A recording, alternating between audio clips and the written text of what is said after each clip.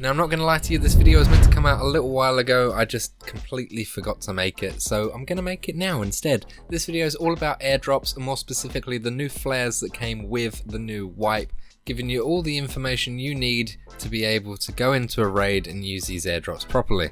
Airdrops as a whole have been in Tarkov for a little while now. They come into maps randomly and they fly over the map and drop in a random location. They're available to be dropped on any map with an outdoor area, so that's customs, woods, reserve, shoreline, interchange and lighthouse. Now at the moment there are 4 different types of airdrops that spawn and they are completely random. You can get the common crate, which contains mid-type gear of any kind, so a completely random crate with a mix match of everything in it. You get a barter items drop, which contains things that you'll need for quests, like tech items like graphics cards, military tech, all that sort of stuff can spawn in that crate. Then you've got the most common one, which is medical and provisions, so you'll get meds, food and drink, stims, all that sort of stuff in that one. And then finally, and to be fair, the one that I find rarest to see is weapons, weapon mods, ammunitions and like armor, stuff like that. That is the rarest one to find, but when you do get it, you can find some really cool weapons and of course some high tier armors as well. Now this has always been the case, and airdrops will continue to come in at random points around a raid, but with the latest wipe, flares have now been added in multiple different variants. You've got the signal pistol with signal cartridges that can be used to call in airdrops, and you've also got handheld flares which are more common to find. If you want to use the signal pistol, the ZID SP81, you will need to do a barter trade. This requires 5 white flares, 1 yellow flare, 1 green flare and 2 red flares. This is Jaeger level 3, and from that you will get the signal pistol. Now getting the green and the red and the white flares are pretty easy. You can find them in multiple different locations. My Scavs have spawned with them quite frequently, but it's the yellow flares that I'm struggling to find. I find these are the hardest to locate, but they can spawn in all the same locations as the green and the red ones.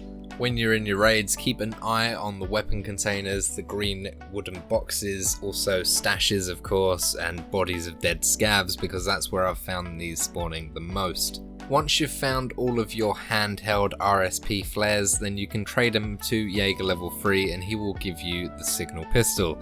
Then you've got to get the signal cartridges. Now these can be found in all the same locations as the handheld flares, they are just a lot harder to find.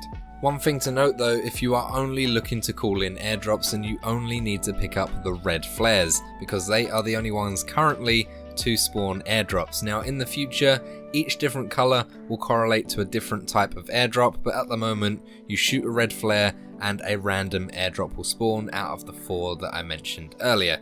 If you don't want to go through the hassle of getting yourself a signal pistol, don't worry, the handheld flares also work for calling in airdrops. The only difference between shooting an RSP-30 red cartridge and the red signal pistol cartridge is the red signal pistol cartridge has a slightly more controllable point of aim. You can shoot the pistol anywhere and the airdrop will spawn in a closer radius to where you shot the flare.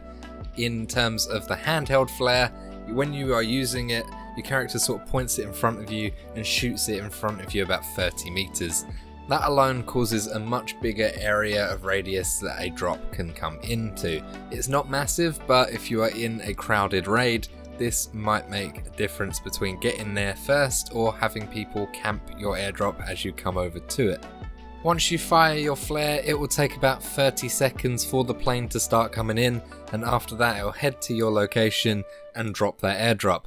Like normal, it parachutes in, takes a little while to hit the floor, and once it's hit the floor, some red smoke will come off of it and you will be able to loot it. As mentioned, the most common one that I have seen is the medical and provisions crate, so you will be getting a lot of food and drink and medical items. But if you're on the samples quest, for example, this is probably one of the best ones to get.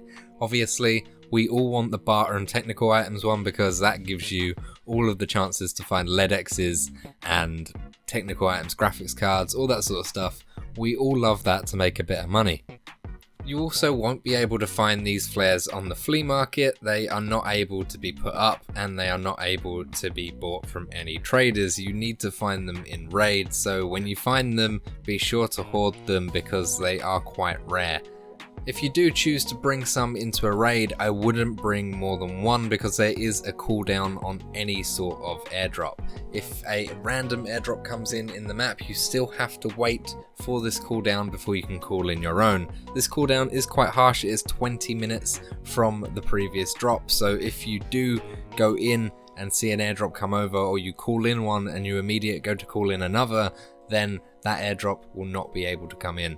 If you're not sure, don't worry, you will get a message appear at the bottom of your screen that says wait for arrival, airspace is congested, and that will tell you that you've just got to wait. And then you'll be able to wait for your airdrop and it will come in eventually. But not ideal if you ask me. So just call in one and then that'll be it. You get enough from one anyway, they are usually pretty full.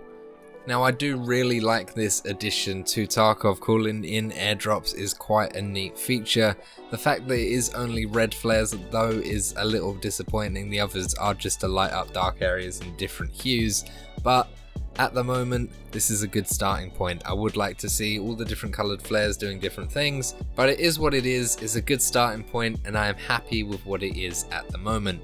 If this video did give you some information that you didn't already know, or you have some extra information, don't forget to leave a comment down below and talk about it down there, because we always like a discussion in these comment sections. And of course, like the video if you did enjoy it, subscribe for more Tarkov content, and of course check out the social media, as that's how I update you when and where videos are going live. So have a little wank tonight or something on me, and I'll see you in the next video.